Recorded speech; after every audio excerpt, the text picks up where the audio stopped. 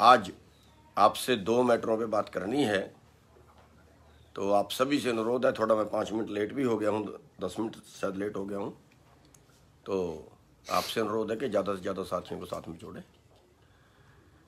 साथियों, आज के 2 मुद्दे हैं। एक, देखिए बाहर देखा आवाज आएगी, बोलिए डैडी। आज के वाजनारी काट दे। अब देखो आवाज आ रही है क्या? आ रही है? साथियों नमस्कार। साथियों, आज के 2 मुद्दे हैं।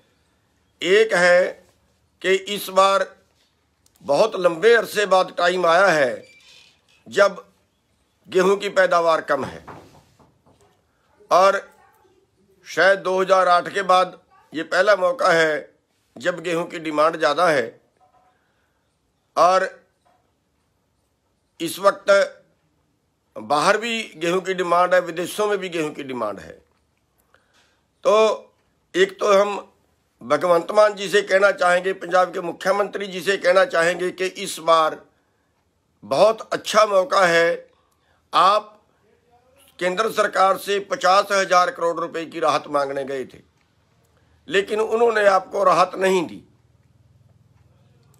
और जो केंद्रीय पूल में गेहूं जाती है वो ज़्यादा हरियाणा और पंजाब से जाती है। तो मैं ये कहना चाहूँगा मुख्यमंत्री जी आपको कि इस बार आप सारी गेहूं जो है वो पंजाब खुद खरीदे, केंद्र सरकार को बिल्कुल गेहूं ना दे। पंजाब सरकार गेहूं खुद खरीदे और खुद खरीद के व्यापार करे, बाहर भेजे, विदेश भेजे, कहीं भेजे, लेकिन केंद्र सरकार को ना दे। अगर केंद्र सरकार को गेहूं देनी है तो पंजाब सरकार खुद केंद्र सरकार से 500 रुपये क्विंटल बोनस की मांग करे। और हम भी किसान संगठन की तरफ से और भी किसान संगठनों को मैं कहना चाहूँगा कि सब इस बार 500 रुपये क्विंटल गेहूं के बोनस की मांग करें। इस बार बहुत अच्छा मौका है। और जो केंद्र सरकार है वो हमेशा शरारतें करती है। इस बार वो प्राइवेट के खरीदने पे भी रोक लगाएगी, कोई घर में रखेगा उस पर भी रोक लगाएगी, सारे हथकंडे अपना सकते हैं। हमें उनका भी मुकाबला करना है। तो इस बार मैं अनुरोध करना चाहूँगा सभी किसानों से भी कि जितनी भी गेहूँ कोई अपने घर में रोक सकता है उतनी गेहूँ अपने घर में रोके, और हर संगठन 500 रुपये क्विंटल की बोनस की मांग करे केंद्र सरकार से। और हम भी केंद्र सरकार से अपने संगठन की तरफ से कल भी हमने रेवाड़ी में मीटिंग की थी और 500 रुपये क्विंटल बोनस की मांग की है। तो पंजाब सरकार इसमें बहुत अच्छा योगदान कर सकती है कि पंजाब के किसानों की गेहूं खुद ही खरीदे और खुद ही उसको विदेशों में भेजे। जब गेहूं आप विदेशों में भेजोगे तो उससे जो मुनाफा होगा वो उससे आप किसानों की पेमेंट कर सकते हो, वो मुनाफा भी किसानों में आप ज़्यादा पैसे देके किसानों में बांट सकते हो। तो बहुत अच्छा मौका इस बार पंजाब सरकार के पास है, और मजबूरी में केंद्र सरकार को पंजाब के जो है हेल्प करनी पड़ेगी और 500 रुपये क्विंटल बोनस देना पड़ेगा। तो साथियों बहुत ज़रूरी है। और दूसरा मैं इस पर राय चाहूँगा, सभी किसान भाइयों की राय चाहूँगा कि हम 2 दिन बाद 3 दिन बाद एक प्रदर्शन इसके ऊपर कर दें। हरियाणा और पंजाब के सारे टोल जो हैं वो 3 घंटे के लिए शाम को 3 बजे से शाम के 6 बजे तक 3 घंटे के लिए पूरे टोल बंद कर दें। रोड बंद नहीं करना, केवल टोल बंद, टोल ना काटने दें 3 घंटे के लिए। 2 दिन बाद 3 दिन बाद उसके लिए भी सभी लोग आप अपनी राय दें। आपकी जैसी राय आएगी वैसा उसके ऊपर आगे कदम उठाया जाएगा। तो एक बेनती तो मेरी ये है कि इसके ऊपर सारे इसको जितना ज़्यादा से ज़्यादा बोनस का प्रचार कर सकें, चाहे वो हमारे सोशल मीडिया वाले हों, चाहे हमारे संगठनों वाले हों, चाहे हमारे राजनेता हों। सभी राजनीतिक पार्टियों से मैं कहना चाहूँगा कि वो भी हमारी आवाज़ को बुलंद करें। हमारा हक भी बनता है। पिछले साल जो गेहूं का लागत मूल्य था वो हरियाणा में 2200 रुपये क्विंटल था, तो इस बार तो और बढ़ गया होगा, और रेट हमें मिल रहा है 2000। तो साथियों सभी भाई इस पे ज़्यादा से ज़्यादा इसको प्रचारित करें, ज़्यादा से ज़्यादा इसकी आवाज़ बुलंद करें। हर संगठन बोनस की मांग करे, हर राजनीतिक पार्टी बोनस की मांग करे, एक बात। और दूसरा मैं ये कहना चाहूँगा कि जो पीछे आंदोलन चला है उसमें ज़्यादा हरियाणा और पंजाब का योगदान रहा है। दोनों स्टेटों ने बहुत जम के आंदोलन लड़ा है, अंतरात्मा से आंदोलन लड़ा है, और उसका नतीजा ये हुआ कि मोदी जैसे हठी प्रधानमंत्री को झुकना पड़ा।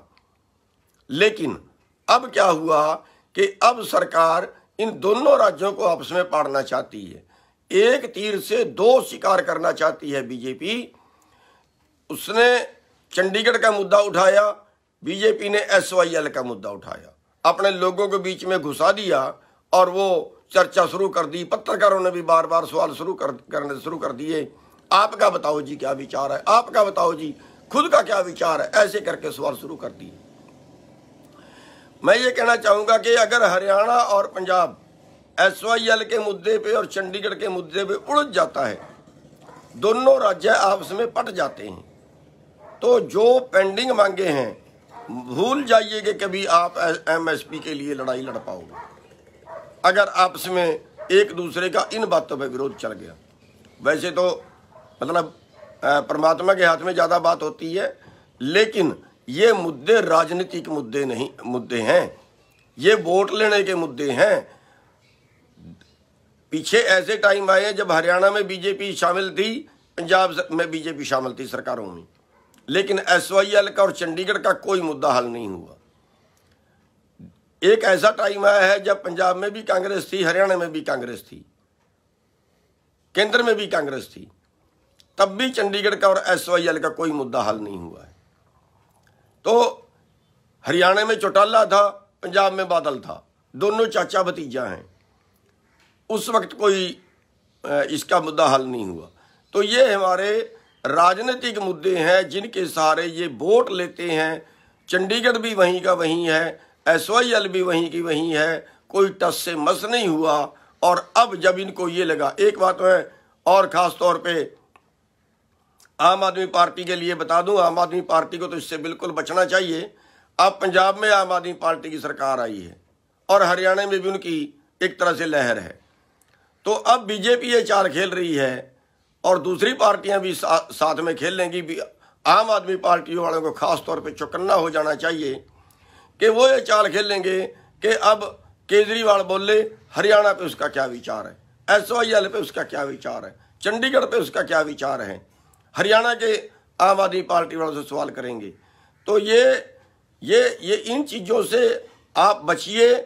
और जो दूसरी पार्टियां हैं वो ये चाह रही हैं कि हरियाणा में आम आदमी पार्टी की सरकार किसी तरह से ना आए, इसलिए उन्होंने जानबूझ के तुरंत ये मुद्दा पंजाब में सरकार आने के तुरंत बाद SYL चंडीगढ़ का मुद्दा बीजेपी ने स्टार्ट कर दिया है। तो साथियों, ये दो मुद्दे थे जो आपके अवगत कराना था। जो किसान संगठन हैं, मैं उनसे ये अनुरोध करूंगा कि SYL पे, चंडीगढ़ पे कोई संगठन कोई बयान ना दे। राजनीतिक पार्टियों वाले कुछ उसमें बोलने कुछ ना बोलने, उनको तो हम रोक नहीं सकते, लेकिन कोई किसान संगठन इन दोनों मुद्दों पे, ना हरियाणा का और ना पंजाब का, इन पे ना बोले। क्यों? चलो जी। तो हरियाणा और पंजाब का थोड़ा बीच में कनेक्शन कट गया था। हरियाणा और पंजाब का कोई संगठन इस मुद्दे पे ना बोले, क्योंकि सरकार ये चाहती है कि अगर हरियाणा और पंजाब दोबारा से इकट्ठा हो गया तो ये MSP की लड़ाई भी लड़ सकते हैं, MSP पे भी बड़ा आंदोलन खड़ा कर सकते हैं।